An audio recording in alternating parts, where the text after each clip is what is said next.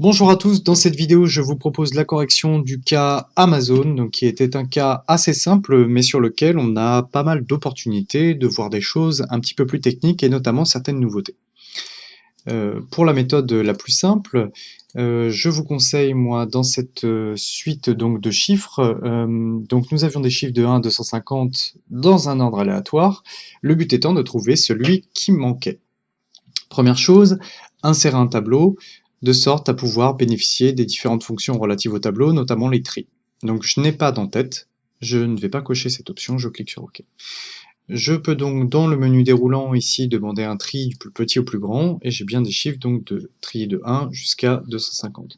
Je vais créer une autre colonne de comparaison, donc avec des chiffres qui vont être normalement écrits, donc une suite de 1, 2, donc je sélectionne bien 1 et 2 et je vais double-cliquer sur la petite croix noire pour recopier les chiffres jusqu'à 250.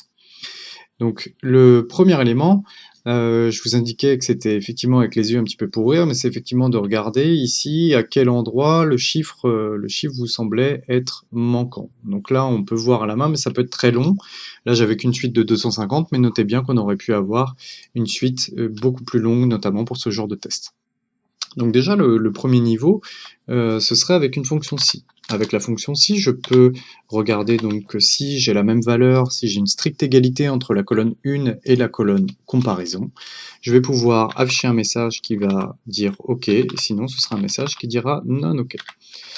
Donc je vais pouvoir regarder de cette manière-là où est-ce que se trouve la première anomalie. Alors, la première anomalie, en fait, c'est encore une sorte de petit piège qui était dedans, mais dans le jeu de fichiers, il y avait un doublon dans cet élément-là. Donc, je ne peux pas considérer que c'était le chiffre manquant puisqu'il est en plus. Donc, je vais devoir revenir en arrière et simplement sélectionner cette colonne 1. Alors, je vais peut-être pouvoir, de toute façon, je vais devoir me débarrasser de ces deux éléments-là. Donc juste des données qui y a à l'intérieur. Je vais sélectionner l'intitulé de la colonne 1, et dans les données, je vais aller enlever les doublons, donc avec la fonctionnalité qui est présente dans l'outil de données, supprimer les doublons. Je vais uniquement sélectionner ma colonne 1, et je vais cliquer sur OK. Donc il y a une valeur en double trouvée, et supprimée. Donc maintenant, je peux repartir sur ma suite de chiffres sur 1 et 2, et demander voilà, à recopier jusqu'à la fin du tableau, c'est-à-dire en l'occurrence maintenant jusqu'à 249 puisqu'il manque une valeur.